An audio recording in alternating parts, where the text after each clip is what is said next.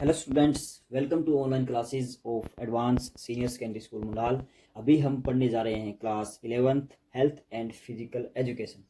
आपको पता है हम इसके दूसरे चैप्टर में आए हुए हैं जिसका नाम है स्वास्थ्य शिक्षा। पिछले लेक्चर में हमने इसके उद्देश्य पढ़े थे, तो उद्देश्य से आप परिचित हो गए। आज हम इसके सिद्धांत पढ़ेंगे। उद्देश्य और सिद्धांत में भी कन्फ्यूज़न हो जाता है कई बार, तो मैं बता देता हूँ।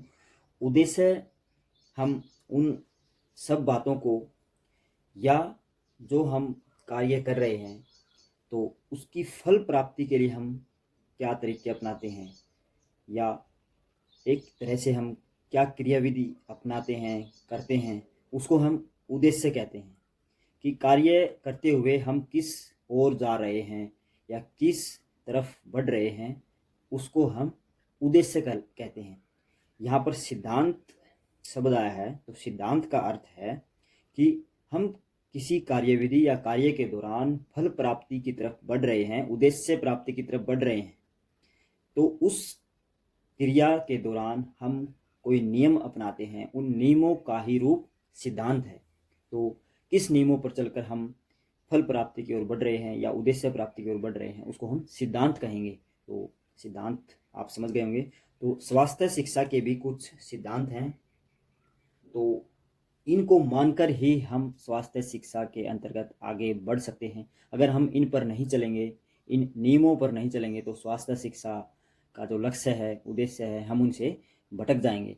तो पहला मैं यहाँ पर सिद्धांत लिख रहा हूँ कि स्वास्थ्य शिक्षा को हमें मानकर चलना होगा कि यह भी एक शिक्षा का ही अंग है, शिक्षा का ही रूप है। तो शिक्षा के साथ साथ हमें स्वास्थ्य शिक्षा पर भी जोर डालना होगा। जो बच्चे स्कूल में पढ़ने आते हैं उनका जो अध्ययन कार्य है, उसके साथ साथ हमें उनको स्वास्थ्य शिक्षा से भी परिचित करवाना होगा। तो सबसे पहला मैं सिद्धांत लिख रहा हूँ, शिक्षा का ही अंग मानना होगा। स्वास्थ्य शिक्षा देते हुए हमें इसको शिक्षा के साथ जोड़ना होगा और उसके साथ साथ इसको कंटिन्यूस भी रखना होगा। तो यह कोई एक दिन का विषय नहीं है, इसको निरंतर जारी रखेंगे तभी हम पूर्ण रूप से बच्चों के या व्यक्तियों के स्वास्थ्य को बनाए रखने में मदद कर सकते हैं। इसके साथ साथ शिक्षा तक ही सीमित हमें इसको नहीं रखना है। शिक्षा से बाहर निकलकर रोजगार के अवसर बच्चों को मिल जाते हैं या वो कोई अपना व्यवसाय शुरू करते हैं, तो वहाँ पर भी उनको स्वास्थ्य शिक्षा से परिचित या स्वास्थ्य शिक्षा से संबंधित जानकारियाँ देनी होंगी। तो दूसरा सिद्धांत यह है, केवल स्कूल तक ही स्वास्थ्य शिक्षा को सीमित न रखकर हम इसका दायरा बढ़ाएंगे तो इसका क्षेत्र बहुत ही बड़ा व्यापक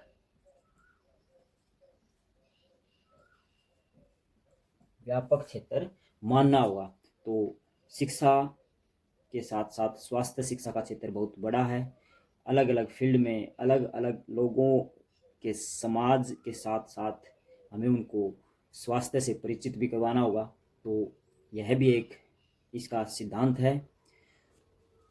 थर्ड पॉइंट मैं लिख रहा हूँ कि जब हम स्वास्थ्य शिक्षा से लोगों को परिचित करवाते हैं या उनको इससे संबंधित कोई शिक्षा देते हैं, तो वह लोगों के लिए एक मनोरंजक रूप से होनी चाहिए। उसको मनोरंजन के साथ साथ वह शिक्षाप्रद भी होनी चाहिए, अर्थात मनोरंजन तक ही सीमित नहीं होनी चाहिए। स्वास्थ्य शिक्षा एक मनोरंजनात्मक तो होनी ही चाहिए, उसके साथ साथ वह कुछ ना कुछ ज्ञान बांटने वाली भी होनी चाहिए। उसके माध्यम से बच्चों को या बड़े व्यक्तियों को, तो उनको उस बारे में ज्ञान भी अवश्य मिलना चाहिए। तो मैं लिख रहा हूँ, शिक्षा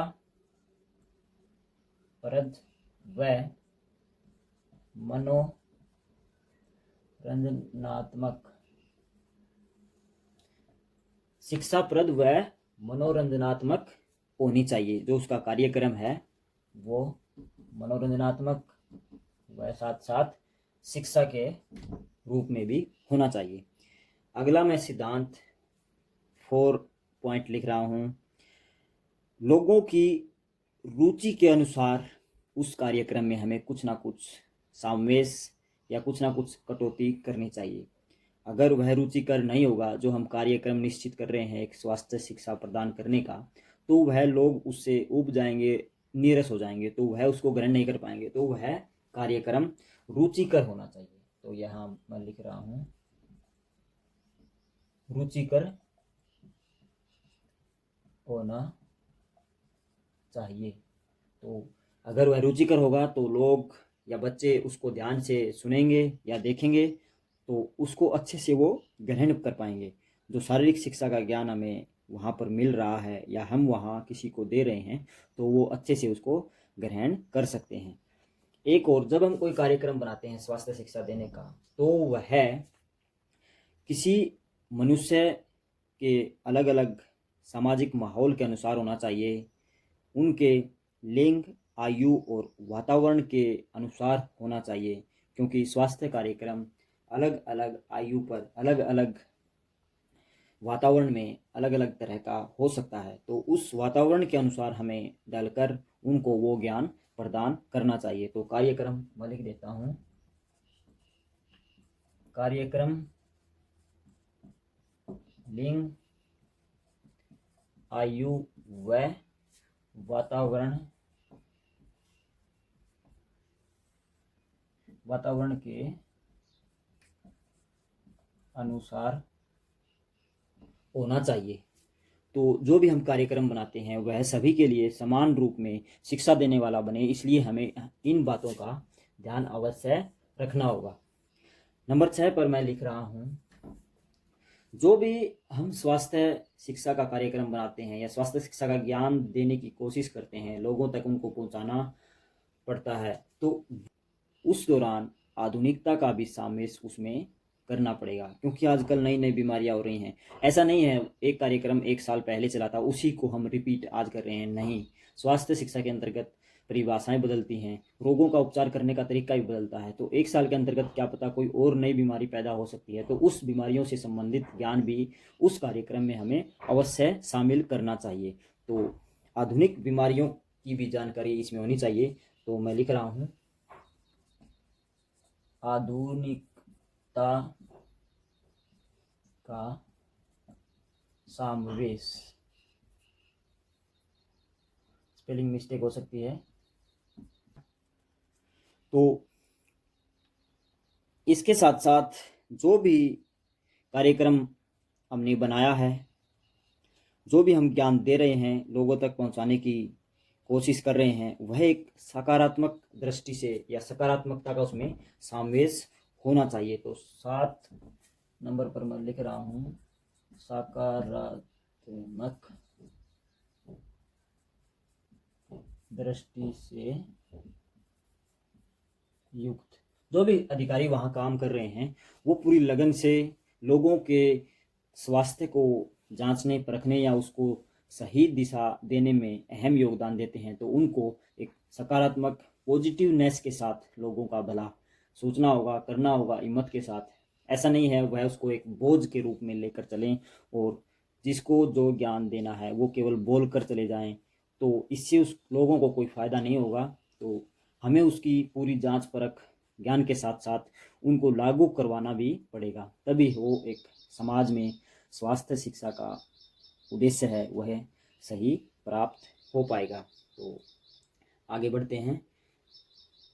जो हम ज्ञान दे रहे हैं, लोगों तक स्वास्थ्य शिक्षा का ज्ञान पहुंचा रहे हैं, वह ज्ञान देते हुए हमें कुछ अगर साधनों की आवश्यकता पड़ती है तो वो भी हमें अपनाने चाहिए। साधन अलग अलग हो सकते हैं, जैसे कोई कार्यक्रम में अगर हम डांस के माध्यम से शिक्षा दे रहे हैं या कोई नाटक के माध्यम से लोगों तक स्वास्थ्य का ज्ञान पहुंचा रहे हैं, ऐड के माध्यम से, टीवी रेडियो के माध्यम से, या कोई इंटरनेट या कोई पोस्टर के माध्यम से हम उनको ज्ञान दे रहे हैं, तो वो साधन हमें अपनाने चाहिए। लोगों तक हमारा उद्देश्य यह होना चाहिए कि लोगों तक वह जानकारी अधिक से अधिक पहुँचे और लोग उसका लाभ उठा सकें। तो 7 पॉइंट हो गए हमारे। 8वां पॉइंट मैं लिख रहा हूँ यहाँ पर, सभी स्रोत हैं जो हमारे, उनकी हमें सहायता लेनी चाहिए। सभी स्रोतों से सहायता, तो सभी स्रोतों से हमें सहायता लेनी चाहिए। तो इससे हमारा ज़्यादा बेनिफिट हो सकता है। स्वास्थ्य शिक्षा के क्षेत्र में हम ज्ञान को अधिक प्रसारित कर सकते हैं। इसके साथ साथ जो 9 पॉइंट मैं लिख रहा हूँ, स्वास्थ्य शिक्षा का ज्ञान हम दे रहे हैं, लोगों तक हमने पूरी जानकारी पहुँचा दी है, और उसके बाद इसको हमें आगे भी कंटिन्यू रखना है। वो कैसे रखेंगे? अगर हम किसी को जानकारी दें, उसने जानकारी ले भी ली, अगर वह उसको लागू नहीं कर रहा है, या हमने उस जानकारी के माध्यम से उसको कुछ गाइडलाइंस दिए हैं कि आप ये नहीं करेंगे, आप वो करेंगे तो आपको ज़्यादा फ़ायदा होगा। हाँ, उसने हाँ हाँ भर दी, या कोई आपने फॉर्म दिया है, उस फॉर्म पे भी उसने साइन कर दिया, मगर वो उसको लागू नहीं कर रहा है, तो उस स्वास्थ्य शिक्षा का कोई बेनिफिट नहीं है। तो हमें उसके कॉन्टैक्ट के माध्यम से या कुछ भी हम तरीका अपनाएं, उससे एक रिव्यू बैक ले सकते हैं कि आपने वो लागू किया नहीं लिया। तो उससे एक हमें पता चलता रहेगा कि कितने % लोगों ने उसका लाभ लिया और कितने उससे वंचित रह गए। तो यह केवल हमें पढ़ने लिखने तक ही सीमित नहीं रखना, इसको आगे भी बढ़ाना है, उनका रिव्यू बैक लेना है, उनसे लाभ या हानि के बारे में पूछना है। तो ही हम एक स्वास्थ्य शिक्षा का जो सही रूप है वह लोगों तक पहुंचा पाएंगे। तो यह भी एक सिद्धांत है, मैं लिख रहा हूँ यहाँ। इसको पढ़ने लिखने तक सीमित न करें। नागरिकों को भी ये आभास होना चाहिए कि यह कोई पढ़ने लिखने तक सीमित करने का विषय नहीं है, इसको हमें जीवन में अपनाना है, तभी हमें पूरा लाभ प्राप्त हो पाएगा। आगे है हमारा 10वां पॉइंट। ये है, जो अधिकारी स्वास्थ्य शिक्षा की शिक्षा दे रहे हैं, या जो रूल रेगुलेशन बनाते हैं उनको लागू करवाते हैं, या कोई भी टीकाकरण अभियान चल रहा है, या कोई जानकारी किसी माध्यम से अधिकारी दे रहे हैं, तो उन अधिकारियों का स्वास्थ्य भी सही होना चाहिए। ये लोगों के सामने अभिव्यक्ति का माध्यम है, और लोग जो देखते हैं वैसा ही वो सोचने लग जाते हैं। तो अगर वहाँ किसी अधिकारी का स्वास्थ्य सही नहीं है तो लोगों पर एक नेगेटिव इफेक्ट पड़ेगा। तो यह हमें इनडायरेक्ट रूप से भी एक सोचने का विषय बना देता है कि किसी अधिकारी का अगर स्वास्थ्य खराब नहीं है, उसको जुकाम है, उसको बुखार है, तो वह एक लोगों को स्वास्थ्य की शिक्षा देता है, तो कई लोगों के दिमाग में उसके प्रति एक नेगेटिव भावना पैदा हो जाती है कि यह खुद स्वस्थ नहीं है, लोगों को स्वस्थ क्या करेगा, या लोगों को स्वास्थ्य की शिक्षा क्या देगा। तो अधिकारियों का स्वास्थ्य भी सही होना चाहिए, तभी हम पॉजिटिविटी के साथ लोगों तक स्वास्थ्य का ज्ञान पहुंचा सकते हैं। तो जो भी अधिकारी काम कर रहे हैं वो स्वस्थ होने चाहिए, स्वस्थ अधिकारी। तो ये हमारे 10 पॉइंट थे जो एक सिद्धांत के रूप में थे। इनको हम आगे रखकर स्वास्थ्य शिक्षा के उद्देश्यों की तरफ बढ़ेंगे, स्वास्थ्य शिक्षा के फल प्राप्ति की तरफ बढ़ेंगे, तो हमें अवश्य ही लाभ प्राप्त होगा। इसके अलावा भी आप कुछ सोच विचार कर अपनी तरफ से लिख सकते हैं। तो हमने ये कुल 10 पॉइंट किए, तो आशा करता हूँ आपको समझ में आ गए होंगे। आप इनको अच्छे से राइट डाउन करें और इनको याद भी करें साथ साथ, और अच्छे से इसको समझें। तो आज के लिए इतना ही। Thank you.